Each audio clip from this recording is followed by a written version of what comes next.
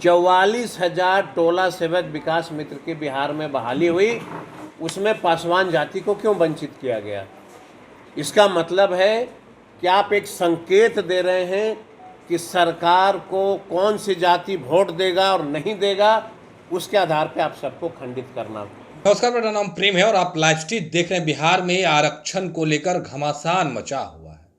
जिस तरीके से कोर्ट का फैसला आया है, इस पर जीतन राम मांझी और चिराग पासवान आमने सामने हो गए।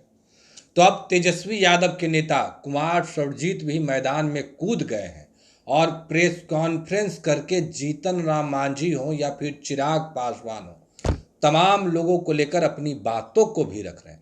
क्या कुछ करें कुमार सर्वजीत, ठीक देखिए आप इस वीडियो में। आपको ये बता देना चाहता हूँ कि माननीय उच्च न्यायालय के द्वारा एक फैसला आया, उसमें यह स्पष्ट रूप से कहा गया कि सरकार अगर चाहे तो आरक्षण में आरक्षण जो है प्रावधान कर सकता है,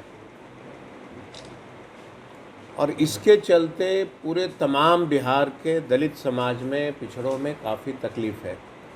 मैं माननीय उच्च न्यायालय के फैसला सर्वोपरि होता है, मैं बहुत सम्मान करता हूँ, लेकिन जो वस्तु स्थिति है गरीबी का, दलितों के हालात का, इस पे चर्चा करना हमारे लिए कोई अपराध नहीं है। और पूर्व में भी देखा गया है कि बिहार के माननीय मुख्यमंत्री जी के द्वारा एक फैसला लिया गया था कि दलितों का बंटवारा, इसमें बिहार में दलित और महादलित शब्द का प्रयोग किया गया, और जब दलित और महादलित हुआ तो सिर्फ एक जाति, वह सिर्फ पासवान जाति को दलित में रखा गया, बाकी को महादलित में किया गया। इसका नतीजा हुआ कि पूरे बिहार के पासवानों ने टोला सेवक विकास मित्र ऐसे नौकरियों में अपनी फॉर्म नहीं भर पाया। महादलितों की जो योजनाएं आई थी उसमें पासवान जाति सिर्फ ऐसा था जिसका उसको फ़ायदा नहीं मिल रहा था। मेरा कहना है कि जब बाबा भीमराव अंबेडकर ने संविधान बनाया और जो रिजर्वेशन हमको मिला वो एससी और एसटी के नाम पे, और यह रिजर्वेशन जो था वो सिर्फ था कि हम बराबरी के दर्जे में आ जाएं।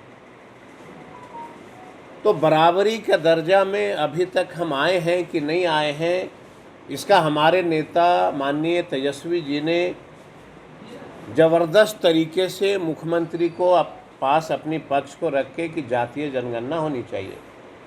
जब जातीय जनगणना हो गई, उसमें यह स्पष्ट रूप से दिखा कि दलितों की क्या हालात है बिहार में।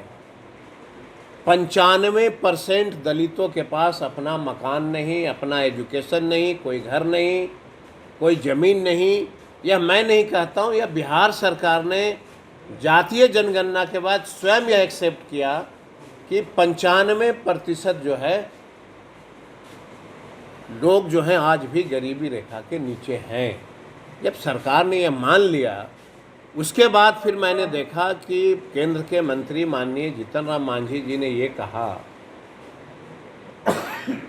कि 70 वर्षों से दलित जो है फ़ायदा उठा रहे हैं, हम लोग नहीं उठा रहे हैं। मेरा यह मानना है कि गया जिला के जनता ने आपको बहुत अच्छा मैंडेट दिया है, और यह मैंडेट पासवानों का भी था, दलित रविदास का, चौधरी का, सबका था।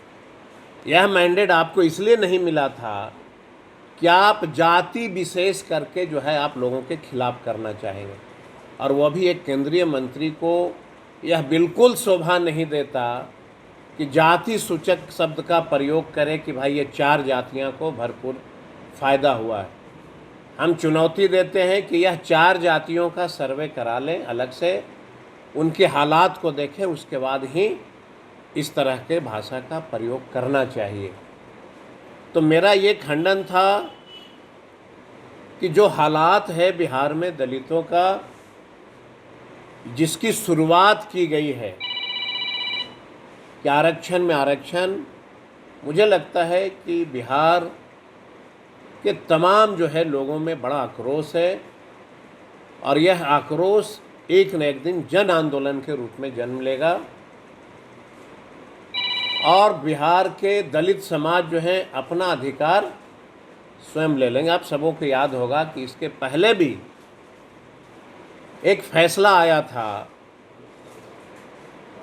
जिसमें पूरे बिहार के और पूरे देश के लोग ने जो है सड़क पे आंदोलन शुरू किया था। उस आंदोलन में मैंने तेजस्वी जी को भरपूर बधाई दिया था कि वह पहला पार्टी था जिन्होंने आंदोलन का साथ दिया था। उसमें केंद्र के मंत्री माननीय चिराग पासवान जी के पिताजी ने भी यह आंदोलन में साथ नहीं दिया था। तो लगातार इस तरह से रिजर्वेशन पे हमला हो रहा है। आपके माध्यम से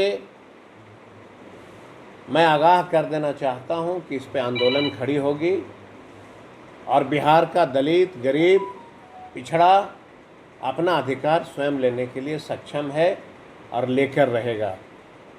लगातार हमला रिजर्वेशन पे की जा रही है, ये बहुत ही निंदनीय विषय है और मैं चाहता हूं कि आपके माध्यम से मैं अपील करता हूं पूरे देश के, पूरे बिहार के दलितों को कि बाबा साहब ने कहा था कि तुम्हारा अधिकार वोट से मिलता है, मत का जो है अधिकार दी गई थी। मुझे थोड़ा तकलीफ भी है कि बिहार के दलित जो हैं थोड़े अपने रास्ते से भटके।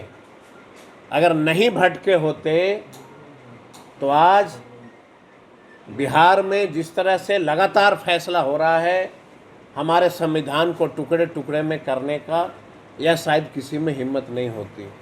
दलित महादलित देना यह एक संकेत था पहले, और यह साजिश बिहार के माननीय मुख्यमंत्री के द्वारा लगातार की जा रही थी। तभी जो है दलित महादलित का बंटवारा हुआ था। फिर आज हो गया कि भाई जो सक्षम है उसको हटा दीजिए। हम जानना चाहते हैं बिहार सरकार से कि आप किस आधार पे ये कहना चाहते हैं कि जो सक्षम है। सर्वजीत अगर रिजर्वेशन पे एमएलए हो गया तो सर्वजीत का सारा परिवार सक्षम नहीं हो गया। सर्वजीत अगर एमएलए हो गया और आज भी अगर आप देखेंगे तो मेरा 100 में मैंने एक परिवार को छोड़ा जाए सभी परिवार जो है गरीबी रेखा के नीचे है। तो ये बिल्कुल जो है परंपरा गलत हो रही है और मुझे लगता है कि बिहार के केंद्रीय मंत्री जीतन राम मांझी जी को पासवान, रविदास, चौधरी जिन्होंने अपनी भरपूर मत का प्रयोग करके उनको जो है दिल्ली तक भेजा, हम इसकी निंदा करते हैं और आग्रह करते हैं कि आप भी दलित परिवार से, हम लोग सब दलित परिवार से हैं। दलित मतलब सब एक होता है, एक समान सबको अधिकार मिलना चाहिए और सबको जो है विकास एक समान होना चाहिए, सबको एजुकेशन एक समान होना चाहिए। यही हमारा प्रेस कॉन्फ्रेंस का जो हमारा मुद्दा था, इसलिए हम लोगों ने आपको याद किया था। अगर केंद्र सर ने सुप्रीम कोर्ट में ये बात कही है, उससे आरक्षण में खतरा है क्या? मैंने एक एग्जाम्पल दिया कि माननीय मुख्यमंत्री ने दलित और महादलित शब्द का प्रयोग किया, तो उसी में से एक जाति को पूर्ण रूप से वंचित की गई। 44,000 टोला सेवक विकास मित्र की बिहार में बहाली हुई, उसमें पासवान जाति को क्यों वंचित किया गया?